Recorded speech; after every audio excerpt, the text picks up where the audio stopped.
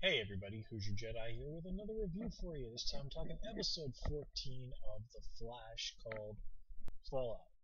And this is essentially an unofficial second part to last week's episode, The Nuclear Man. And here we have Firestorm finally separated properly into Ronnie Raymond and Martin Stein. And this gives us more of an opportunity to really kind of get a better feel for the two of them, especially Ronnie. And we got to spend a little time with Martin while he was in the driver's seat of Ronnie's body in the previous episode. But again, here we do really get to see him as himself, and again, get a much better read on him. We get to see sort of the nicer side of Martin Stein. And it is a little disappointing that the vast majority of what's going on with these two characters is really defined by their relationships with other characters rather than who they are as standalone individuals. And of course, I'm talking about, Ronnie is mostly defined by his relationship with Caitlin, and Martin Stein is mostly defined by his relationship with his wife. But when you only have a very short amount of time to really flesh characters out like this, then that's not a bad way to go with it. Caitlin is somebody that we know, we care about her, we like her.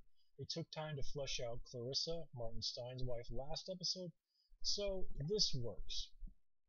And I also like that they, very quickly get into the idea that Martin and Ronnie are not exactly best buds. There's some real tension here. Excuse me. You know, Martin thinks that Ronnie was a kind of a dumb, well, not exactly dumb, but not the sort of person who really thought things out, and that they're alive because he was the one that was in control, while Ronnie, of course, resents Stein for sort of burying him within their consciousness and keeping him away from Caitlin. So immediately we do have this tension here. Of course, this is all just sort of a setup so that by the end of the episode there is some serious dramatic tension going on when Martin and Ronnie are forced to merge. Now, of course, the transformation into Firestorm is not nearly as spectacular as it is in the comics. There's no really cool-looking Firestorm costume like they have, but still, it is effective, and it's something that works on TV. It's not that crazy and over the top.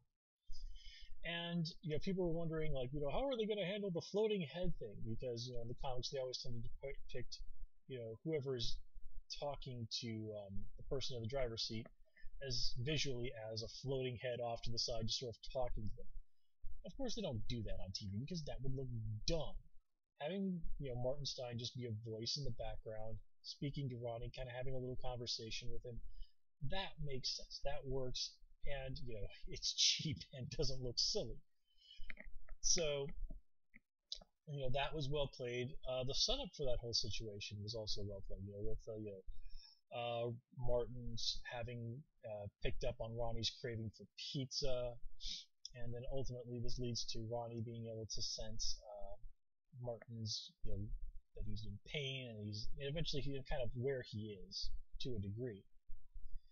That whole like carving a message into his arm, that was pretty messed up. One though, with that whole situation, I find it hilarious. It's like, why does Martin Stein know Morse code? I mean, the military has actually officially discontinued the use of Morse code a few years ago. I mean, they weren't really using it very much before, but still, it was still occasionally taught. Now, So, I kind of wonder, like, why did Martin Stein ever bother to learn this? I don't know. That was just kind of ridiculous. But getting some noisy new neighbors.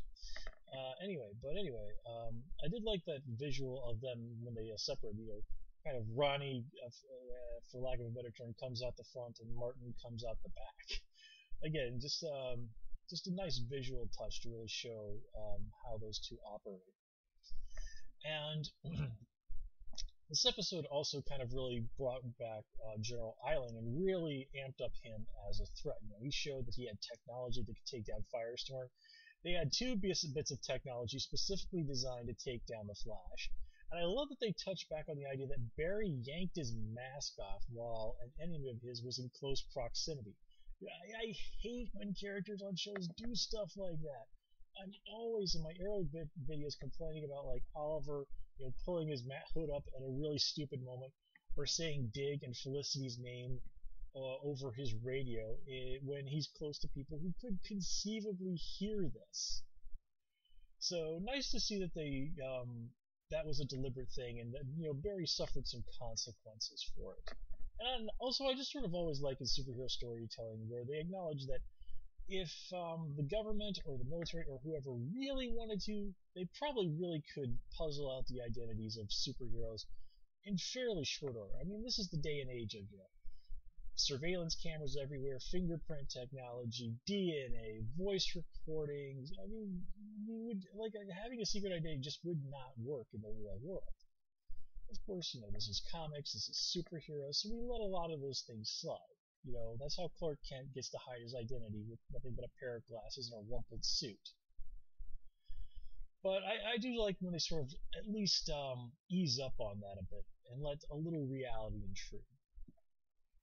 And just the idea of, normal people taking on guys with superpowers and using technology and cleverness to win the day, that's cool. I always like to see that in stories. Now here, obviously, it's not the people without powers who are the good guys. It's actually, of course, the superhumans.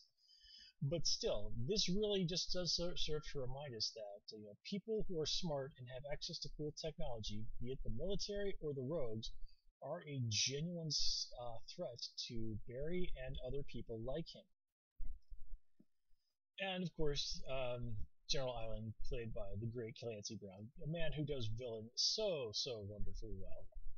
And even this all just leads up to the bit at the end where Harrison Wells drags him to the sewers and basically throws him down at the feet of Gorilla Grodd.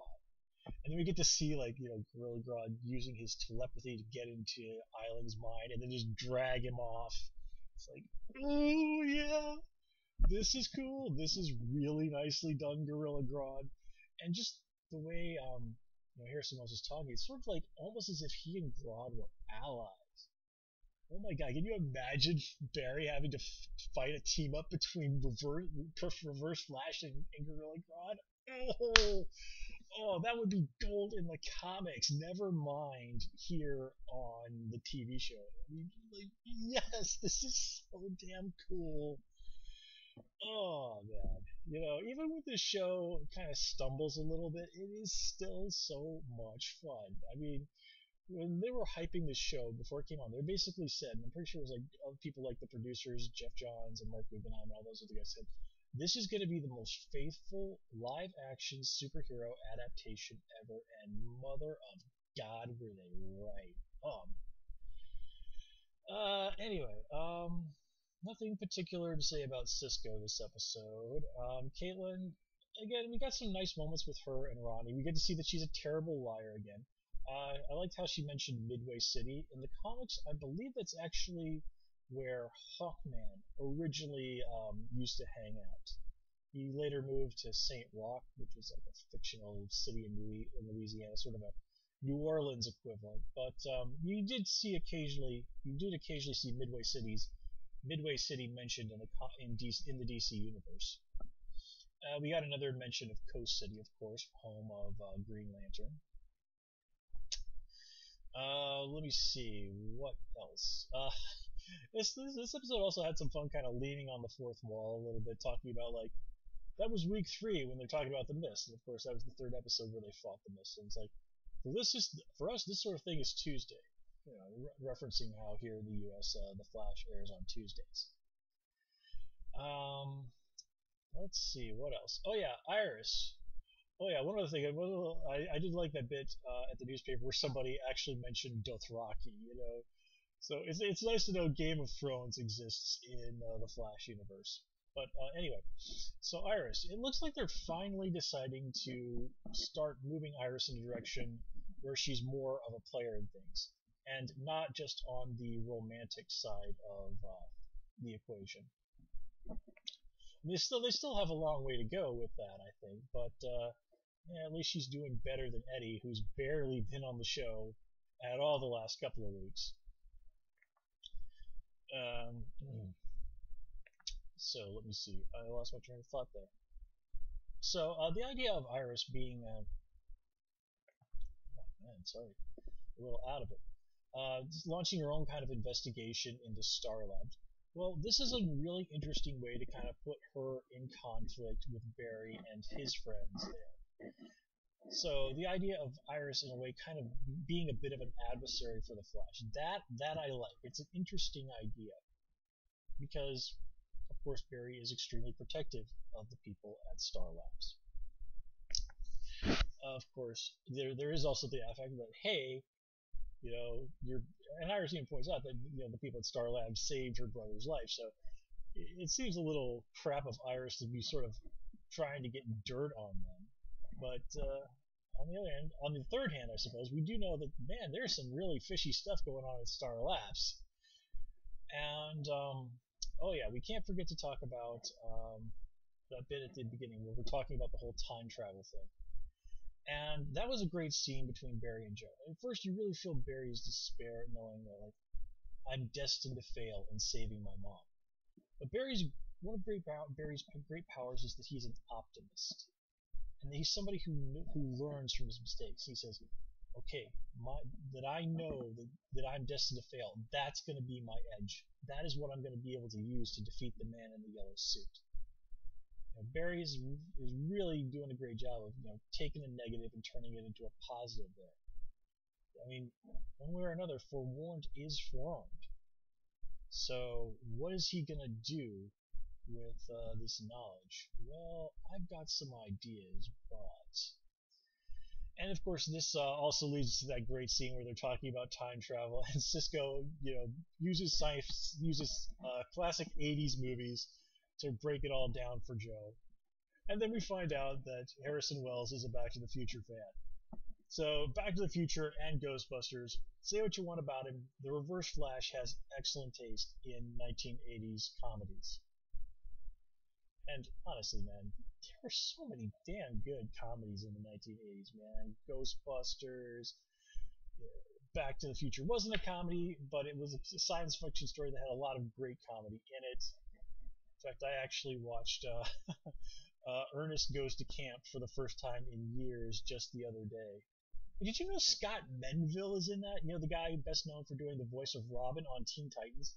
Like he's a kid in that movie. He's like one of the main characters in that movie. And you can it's easy to tell that it's him. His voice is even at that age was very distinctive. I was like, "Oh my god, that's Teen Titans Robin." But anyway, so yeah, I absolutely love that we finally got to see Tom Cavanaugh in the Reverse Flash suit, and just Wells, Eiling's reaction to him, like "You're one of them." And oh yeah, just good stuff. And of course, this just sort of makes you think, well, what's going to happen when the next time Barry and the man in the yellow suit throw down?